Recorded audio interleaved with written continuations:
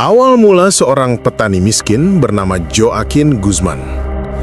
Joaquin Archibaldo Guzman Loera, nama yang kelak akan dikenal dunia sebagai El Chapo, salah satu gembong narkoba paling berbahaya dalam sejarah modern.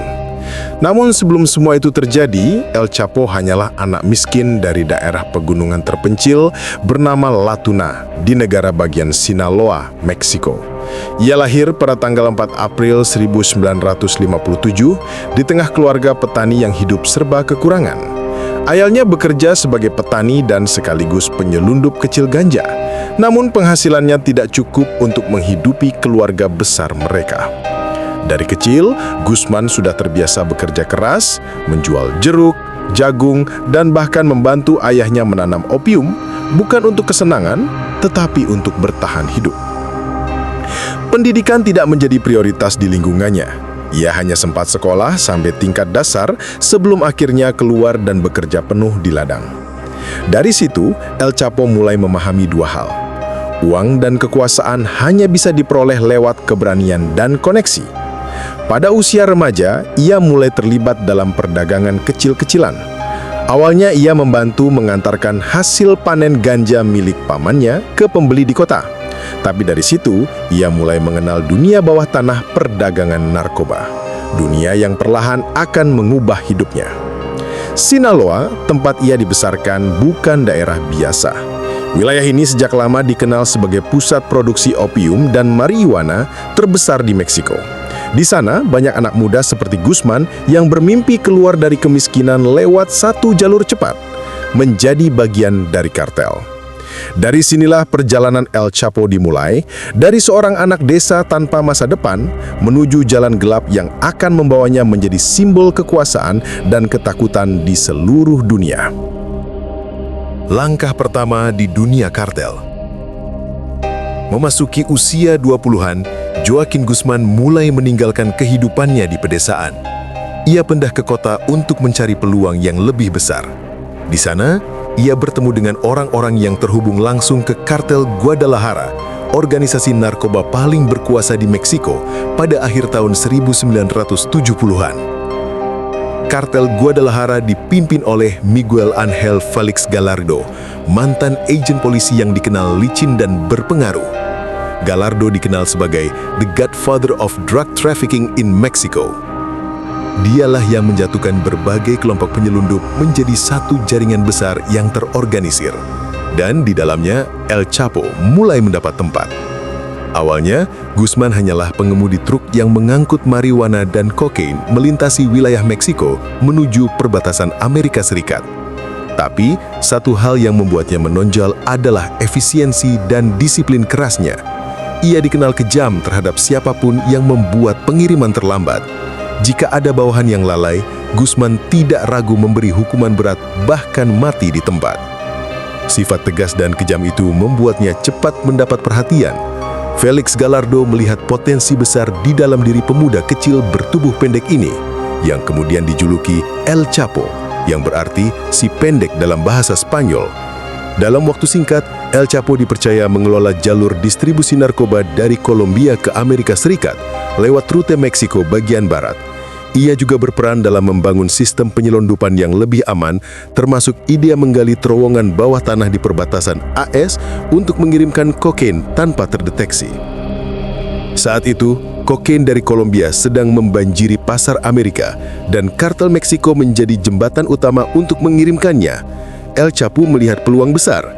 Ia belajar bagaimana jaringan ini bekerja, dari pembelian bahan mentah, produksi, distribusi, hingga pencucian uang. Semua ia pelajari secara diam-diam sambil membangun jaringan sendiri di balik bayangan kartel Guadalajara. Namun, kehidupan dalam kartel tidak pernah stabil. Tahun 1989 menjadi titik balik besar. Pemimpin mereka, Miguel Ángel Félix Gallardo, akhirnya ditangkap oleh pemerintah Meksiko. Kartel Guadalajara pun hancur dan setiap anggota utama berebut wilayah dan kekuasaan. Dari kehancuran itulah, El Chapo melihat kesempatan emas. Ia tidak lagi sekadar bawahan, ia siap membangun kekaisaran sendiri. Sebuah organisasi baru akan lahir dari reruntuhan Guadalajara, Kartel Sinaloa. Lahirnya kartel Sinaloa dan awal kekuasaan. Setelah runtuhnya kartel Guadalajara pada akhir 1980-an, Meksiko memasuki masa penuh kekacauan. Para mantan bawahan Gallardo mulai membentuk kelompok baru dan memperebutkan wilayah. Dari kekacauan itu, El Chapo Guzman bersama beberapa mantan rekannya mendirikan organisasi baru, Kartel Sinaloa. Berbasis di negara bagian Sinaloa, daerah pegunungan yang sulit dijangkau dan terkenal dengan tanah subur untuk menanam opium. Kartel ini dengan cepat tumbuh menjadi salah satu jaringan perdagangan narkoba paling terorganisir di dunia. El Chapo bersama Hector Palma dan Ismael El Mayo Zambada menjadi tiga figur utama yang menjalankan operasi tersebut. Berbeda dengan gaya pemimpin kartel lain yang mengandalkan kekerasan terbuka, El Chapo menerapkan sistem kerja yang lebih efisien dan tersembunyi. Ia membangun jaringan terowongan canggih di bawah tanah perbatasan Meksiko Amerika Serikat. Terowongan itu dilengkapi penerangan, ventilasi udara, bahkan rel kecil untuk mengangkut kokain, heroin, dan metamfetamin dalam jumlah besar tanpa terdeteksi. Selain lewat darat, kartel Sinaloa juga menggunakan pesawat ringan dan kapal nelayan untuk mengirimkan narkoba ke California, Arizona, dan Texas. Dalam beberapa tahun saja, Sinaloa menjadi jalur utama bagi hampir 50% perdagangan narkoba yang masuk ke Amerika Serikat. Namun keberhasilan besar ini tidak hanya karena penyelundupan yang canggih. El Chapo juga menguasai sistem korupsi dan suap yang luas. Ia membangun jaringan orang dalam di kepolisian, militer, hingga pejabat pemerintah. Dengan uang, ia membeli perlindungan. Dengan ancaman, ia menegakkan kekuasaan. El Chapo juga memperlakukan bisnis narkoba seperti sebuah perusahaan besar. Ia membagi wilayah operasi menjadi beberapa sektor, mulai dari produksi, logistik, keamanan, hingga distribusi, dan menunjuk orang-orang yang dipercaya untuk mengelolanya. Siapapun yang melanggar aturan atau mencoba berkhianat akan segera dihilangkan. Kekejaman menjadi ciri khasnya. Di balik penampilannya yang tenang dan sering tersenyum, El Chapo dikenal tidak segan menggunakan kekerasan ekstrim untuk menjaga kekuasaan. Banyak laporan menyebutkan bahwa ia memerintahkan eksekusi terhadap musuh dan bahkan mantan sekutu yang dianggap berpotensi mengkhianatinya. Dalam waktu singkat, kartel Sinaloa menyingkirkan banyak pesaing kecil. Mereka menguasai jalur perdagangan dari Amerika Tengah hingga perbatasan utara Meksiko. Keuntungan miliaran dolar mulai mengalir, dan nama El Chapo pun perlahan menjadi simbol kekuasaan baru di dunia kartel. Namun semakin besar kekuasaan yang ia pegang, semakin besar pula perlawanan yang datang. Baik dari kartel saingan seperti Tijuana dan Juarez, maupun dari pemerintah yang mulai menyadari besarnya pengaruh El Chapo di balik layar. Kartel Sinaloa telah lahir, tapi bagi El Chapo, ini baru permulaan. Yang lebih besar akan datang. Perang antar kartel dan perburuan internasional yang membuat namanya dikenal di seluruh dunia. Penangkapan dan pelarian spektakuler.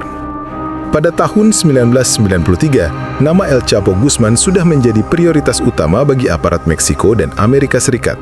Ia dianggap sebagai salah satu dalang utama perdagangan kokain terbesar di Amerika Utara. Namun, perjalanannya menuju penjara pertama kali justru dimulai bukan karena operasi besar, melainkan karena kesalahan kecil yang berujung fatal. Di tahun itu, El Chapo terlibat dalam baku tembak di Bandara Guadalajara. Kejadian ini menewaskan seorang uskup Katolik bernama Juan Jesus Posadas Ocampo, yang secara tidak sengaja berada di tempat yang salah saat bentrokan terjadi. Kasus ini menarik perhatian besar, bahkan sampai ke Vatikan. Pemerintah Meksiko tidak punya pilihan lain selain bergerak cepat. Beberapa bulan kemudian, El Chapo berhasil ditangkap di Guatemala dan diekstradisi ke Meksiko.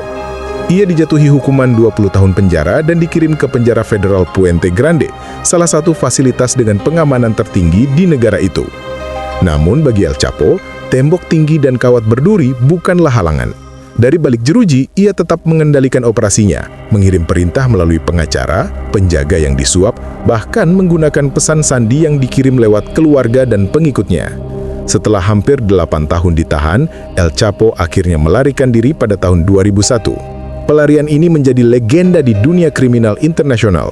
Menurut laporan resmi, ia kabur dengan cara bersembunyi di dalam keranjang cucian kotor, lalu dibawa keluar oleh petugas yang telah disuap. Lebih dari 70 orang, termasuk pejabat tinggi penjara, diketahui terlibat dalam pelariannya. Setelah bebas, El Chapo kembali ke Sinaloa dan segera membangun kembali kartelnya. Kali ini kekuasaannya jauh lebih besar dari sebelumnya. Ia memperluas jaringan ke Eropa, Asia, dan Australia, serta memperkenalkan sistem distribusi baru yang lebih sulit dilacak. Kartel Sinaloa kembali mendominasi pasar narkoba global, sementara pemerintah Meksiko dipermalukan karena gagal menjaga tahanan paling berbahaya di negaranya. Namun kebebasan itu tidak berlangsung selamanya. Tahun 2014, setelah lebih dari 1 dekade menjadi buronan, El Chapo kembali ditangkap dalam operasi besar yang melibatkan Marina, Angkatan Laut Meksiko, dan agen DEA dari Amerika Serikat. Kali ini ia dikirim ke penjara dengan keamanan super ketat, Altiplano. Namun El Chapo bukan orang biasa. 2 tahun kemudian, pada 2015, ia melarikan diri lagi. Pelariannya kali ini jauh lebih mencengangkan. Sebuah terowongan sepanjang 1,5 km ditemukan membentang dari selnya hingga ke keluar tembok penjara. Terowongan itu dilengkapi penerangan, ventilasi udara, bahkan motor kecil untuk membantunya melarikan diri dengan cepat. Pelarian keduanya membuat dunia tercengang. Ia menjadi simbol betapa dalamnya pengaruh kartel dalam sistem keamanan Meksiko. Namun di balik kebanggaan itu, El Chapo tahu setiap pelarian membuatnya semakin dicari, bukan hanya oleh pemerintah Meksiko, tetapi juga oleh Amerika Serikat yang sudah lama ingin mengadilinya.